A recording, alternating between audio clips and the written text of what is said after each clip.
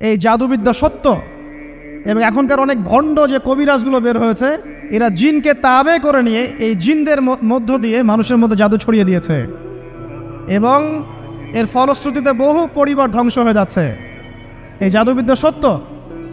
আরও একটা জিনিস সত্য, নবী সাল্লাল্লাহু আলাইহি ওয়াসাল্লাম বলেছেন ইন্না আইনাল হক, চোখের নজর সত্য। নবী করিম সাল্লাল্লাহু আলাইহি ওয়াসাল্লাম বলেছেন চোখের বদনজর সত্য। এই যে আমরা বলি ফেসবুকে এত বেশি ছবি দিয়েন না ভাই, ছবি তুলেন না, ছবি তুলেন না, বারবার যে বলি নিষেধ করি, কারণ কি জানেন? একটাই কারণ, বিকজ চোখ লাগাটা সত্য। মানুষের চোখ লাগে, এই কথা শুনলে অনেক মজুমদাররা হাসবে না? কথা বুঝতে পারেন নাই? কিন্তু এটা সত্য, কারণ নবী করিম সাল্লাল্লাহু আলাইহি ওয়াসাল্লাম যা বলেছেন সাদাকাল্লাহু ওয়া সাদাকা রাসূলুহুল কারীম। নবী যা বলেছেন, আল্লাহ যা বলেছেন, চিরায়ত সত্য, এর বাইরে কোনো সত্য আছে? আচ্ছা দেখেন, আমি বললাম যে জাদুবিদ্যা সত্য। এই জাদুবিদ্যার চর্চা মানুষ করে, এখনও করে, এবং এই জাদু দিয়ে মানুষের ক্ষতি করার জন্য জিনের প্রয়োজন হয়, দুষ্ট জিন। এই জিনগুলোকে মানুষ তাবে করে মানুষের ক্ষতি করার চেষ্টা করে। দেখবেন এখন গ্রামে গঞ্জে শহরে সব জায়গায় ছড়িয়ে পড়েছে না? দেখবেন, খুব সতর্ক থাকবেন। আমি পরে সলিউশন বলছি আপনাদেরকে। আরেকটা বলেছি, নবী সাল্লাল্লাহু আলাইহি ওয়াসাল্লাম বলেছেন চোখের বদনজর এমন সত্য যে একটা উটকে এই রান্নার ডেকচির মধ্যে ঢুকাই ফেলতে পারে। আর একটা উট খুব সুন্দর, ভালো, আপনি দেখছেন মাশাআল্লাহ বলেন নাই, নজর লেগেছে, উটটা মারা গেছে, দেন তারপর তাকে জবাই করে খেয়ে ফেলতে হয়েছে। একজন সাহাবী গোসল করছিলেন, গোসল, এটা হাদিস সহিহ। এই আলেম ওলামা যারা আছেন তারা জানেন যে এই হাদিস সহিহ। একজন সাহাবী গোসল করছেন, তার গায়ের চামড়াটা খুব সুন্দর ছিল, একদম স্কিনটা অনেক সুন্দর থাকে না এমন কিছু মানুষ? আচ্ছা, এখন আরেকজন সাহাবী এই গোসল দেখছেন দূর থেকে, দেখে বলছেন যে কি চমৎকার তার শরীরের রংটা, যেন কুমারী নারীর মতো, অনেকটা এমন একটা কথা তিনি বলেছিলেন। সাথে সাথে এই সাহাবী অজ্ঞান হয়ে পড়ে গেছে। কোন সাহাবী? যিনি গোসল করছিলেন। এটার আপনি কোনো ব্যাখ্যা দিতে পারবেন না তো, এখানে কোনো সায়েন্স দিয়ে বা মেডিকেল সায়েন্স দিয়ে আপনি কোনো ব্যাখ্যা করতে পারবেন না।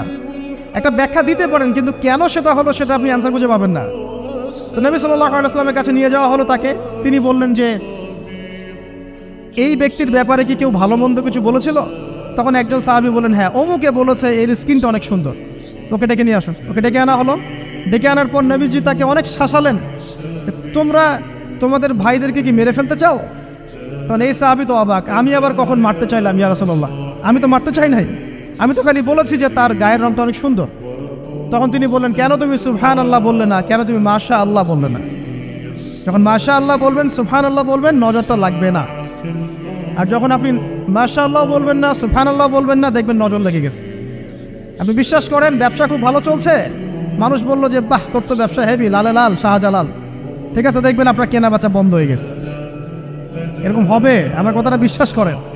এটা কিন্তু সায়েন্স প্রমাণ করতে পারবে না, আল্লাহ এবং তার রাসূল বলেছেন, তার উপরে কোনো সত্য নেই। আছে সূরা কাহফ 29 নম্বর আয়াত পড়ে দেখেন, আল্লাহ পাক বলছেন ওয়াকুলিল হাক্কু মির রাব্বিকুম, সত্য সেটাই যা তোমার রবের পক্ষ থেকে আসে।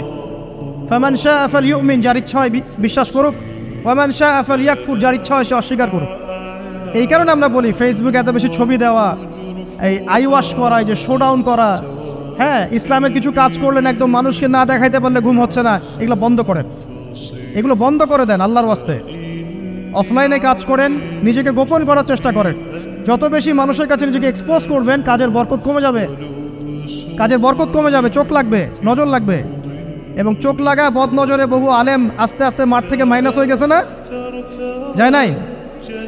এখন কি আলেমদের সংখ্যা বেশি না কম? যত দিন যাবে আলেমের সংখ্যা আরো কমে যাবে। নবীজি বলেছেন আলেমদের সংখ্যা কমতে থাকবে, মানুষ জাহেলদেরকে আলেম বানিয়ে নেবে।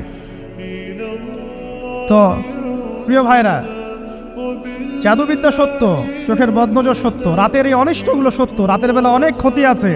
এই জন্য নবীজি বলছেন বাচ্চাদেরকে বাইরে বের করো না, এবং তোমরাও রাত যখন গভীর হবে তখন এদিক ওদিক ঘোরাফেরা করো না। দেখবেন রাত যত গভীর হয় আমাদের শহরগুলো তত জীবিত হয়, তাই না? তাই না? রাত যত গভীর হচ্ছে শহর তত জীবিত হয়। চায়ের দোকানে আড্ডা বেশি, ওই সিনেমা দেখছে, টিভি দেখছে, ক্যারাম খেলছে, লুডো খেলছে, ঘুম নাই। ঘুম কখন? ফজরের আগে আগে। ফজরের নামাজ কিন্তু নাই, ফজরের ঠিক আগে আগে, আবার ওই যে জোহরের নামাজের সঙ্গে উঠতেছে। এখন আমাকে বলেন, এরকম জেনারেশনকে দিয়ে কি আসলে ইসলামের কোনো খেদমত হবে? আচ্ছা, নবীজি রাতের বেলা আর্লি ঘুমাতেন। আল্লাহ পাক আমাদের সবাইকে তাড়াতাড়ি ঘুমানোর তৌফিক দান করুন। হ্যাঁ, আপনি ইলম চর্চা করলে রাত জেগে থাকতে পারেন, আপনি যদি জ্ঞান চর্চা করেন রাত জাগতে পারেন, আপনি কোনো গবেষণা করছেন, নামাজ পড়ছেন বা কোরআন হিফজ করছেন, আপনি রাতের আর্লি উঠবেন, এটা আলাদা বিষয়। কিন্তু কমনভাবে আমাদের এই যে ফেসবুক, ইউটিউবিং ইত্যাদিতে আমরা লিপ্ত থাকি, সারা রাতটা কাটাই আড্ডাবাজি করে, এগুলো বন্ধ করতে হবে। এগুলো বন্ধ না করলে ফিজিক্যালি আমরা মানে সুস্বাস্থ্যের অধিকারী হতে পারবো না। সারা দিনটা আমাদের একটা কি বলবো অলসতার ভাবে যাবে এবং দিনের বেলা কাজগুলো ব্যাহত হবে। এতে করে আমাদের উম্মার এই পুরো বড় যে তরুণ প্রজন্ম আছে এদেরকে আপনি সম্পদে পরিণত করতে পারবেন না। তাই এই সিস্টেমটা চেঞ্জ করা দরকার। নবীজি রাতের বেলা এই সূরা বাকারার শেষে 3টা আয়াত তেলাওয়াত করতেন, আমরা করবো ইনশাআল্লাহ। আরেকটা আমল বলে দেই, নবী করিম সাল্লাল্লাহু আলাইহি ওয়াসাল্লাম রাতের বেলা সূরা মুলক তেলাওয়াত করতেন। কোন সূরা এটা? কোন সূরা? তাবারাকাল্লাযী বিয়াদিহিল মুলক। কয়টা আয়াত আছে? 30টা আয়াত আছে। নবীজি বলেছেন সাল্লাল্লাহু আলাইহি ওয়াসাল্লাম যে এই সূরা আপনাকে কবরের আযাব থেকে বাঁচাবে। কবরের আযাব থেকে তো ভাই বাঁচা খুব সহজ নাকি? আমাদের মধ্যে এমন কেউ নাই, শোনেন, আমাদের মধ্যে এমন কেউ নাই আলেম জালেম মুফতি মুহাদ্দিস রাজনৈতিক নেতা পলিটিশিয়ান বিরোধী দল জাতি তারপরে যে সরকার দল যে আছে না কেন, কবরের শাস্তি ফেস করবে না এমন একটা মানুষ নাই, কেউ নাই পৃথিবীতে। এই যে আপনি দেখছেন ওই যে কি ইসরায়েলের প্রধানমন্ত্রী, ওই রাশিয়ার প্রধানমন্ত্রী, ওই চায়নার সভ্যতা, পশ্চিমা সভ্যতা, এমন কেউ নাই পৃথিবীতে এখন যাকে কবরের শাস্তি ভোগ করতে হবে না। আছে? সবচেয়ে লঘু শাস্তি মানে লঘু চাপ, এটা বলতে গেলে আসলে আমি ভাষা হারায় ফেলি। তারপরে বলছি আল্লাহ পাক আমাদের সবাইকে হেফাজত করুন, আমিন। একজন সাহাবীর নাম সাদ বিন মুয়াজ। কি নাম? নবী করিম সাল্লাল্লাহু আলাইহি ওয়াসাল্লামের সাথে একদম ডান হাত হয়ে যুদ্ধ করেছেন দীর্ঘদিন। বদর তিনি বীর সেনা, উহুদের বীর সেনা, ঠিক আছে। খন্দকের যুদ্ধেও বীর বিক্রমে যুদ্ধ করেছেন। তিনি আনসার সাহাবী, একদম মদিনার নেতা সাহাবী। সব সাহাবী কিন্তু একরকম নন, কেউ ছিলেন নেতৃস্থানীয় সাহাবী, তিনি ছিলেন একজন নেতৃস্থানীয় সাহাবী, ঠিক আছে। সাদ বিন মুয়াজ নবী করিম সাল্লাল্লাহু আলাইহি ওয়াসাল্লাম এত ভালোবাসতেন তাকে, এত ভালোবাসতেন যে তাকে নিজের মনে করতেন যে সাদ বিন মুয়াজ আনসাররা আমার নিজের। চারটাখানি কথা। এই সাহাবীর খন্দকের যুদ্ধে এই যে হাতের এই দিকে সম্ভবত হাতের এই রগের মধ্যে একটা তীর এসে লাগে এখানে, এবং তীরটা তিনি বের করতে গিয়ে রক্তটা ছিঁড়ে যায়। এরপর ফিনকি দিয়ে রক্ত বের হওয়া শুরু হয়। চিকিৎসা করে রক্ত বন্ধ করা যায় নাই, এবং এই রক্তের প্রবাহিত রক্তেই আল্লাহর ইচ্ছায় তিনি শাহাদাত বরণ করেন, তিনি ইন্তেকাল করেন। নবী করিম সাল্লাল্লাহু আলাইহি ওয়াসাল্লাম প্রচণ্ড ব্যথিত হন, মানে মনটা তার খুব নরম হয়ে যায় সাদ বিন মুয়াজ রাদিয়াল্লাহু আনহুর জন্য। তো এই সাহাবীর যখন জানাজার নামাজ পড়ানো হচ্ছে, নবীজি বলছেন 70,000 ফেরেশতা তার নামাজে অংশ নিয়েছে। আর এই সাহাবীকে যখন কবরে শোয়ানো হয়েছে, নবী করিম সাল্লাল্লাহু আলাইহি ওয়াসাল্লাম পরে জানিয়েছেন কবরের যে মৃদু চাপ, সাদ বিন মুয়াজ রাদিয়াল্লাহু আনহুর কবরেও সেই মৃদু চাপ দেওয়া হয়েছে। আমি কি বুঝাতে পারলাম ভাই? আমাদের কোনো দাম আছে এখনকার পলিটিশিয়ানদের কোনো দাম আছে? এখনকার সমাজ নেতার কোনো দাম আছে? এখনকার সুদখোরদের কোনো দাম আছে? এই ঘুষখোর দুর্নীতিবাজদের কোনো দাম আছে?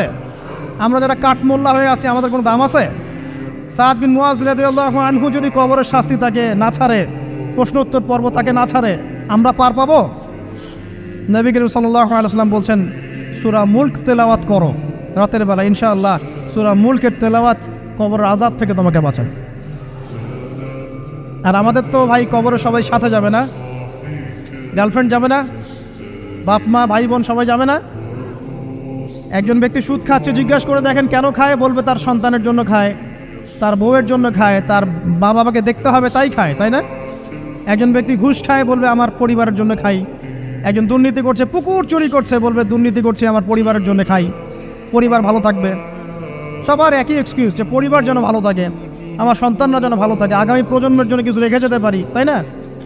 এরকম একটা মানুষও কি আপনার সাথে কবরে যাবে? আর এই বোকা মানুষ কেন বোঝে না যে আপনার কবরে আপনাকেই যেতে হবে? তাহলে আপনি কি কারণে অন্যের কারণে নিজের পরকাল নষ্ট করছেন? অন্যের সুখের জন্য আপনি আপনার পরকাল নষ্ট করছেন। সুদ খাচ্ছেন, দিব্যি মায়ের সাথে জেনা করছেন। আপনাদের এলাকায় নাকি সুদের সমস্যা অনেক বেশি। কয়েকটা হাদিস বলে দেই, আমি ওদেরকে আক্রমণ করতে আসি নাই। আমি শুধু তাদেরকে 3টা হাদিস শোনাতে এসেছি। 1 নম্বর হাদিস শোনেন। আল্লাহর নবী মুহাম্মদ সাল্লাল্লাহু আলাইহি ওয়াসাল্লাম বলেছেন, সুদের পাপের 73টা শাখা আছে। কয়টা? কোনো হাদিসে 70টাও আছে, কোনো হাদিসে 73টা আছে।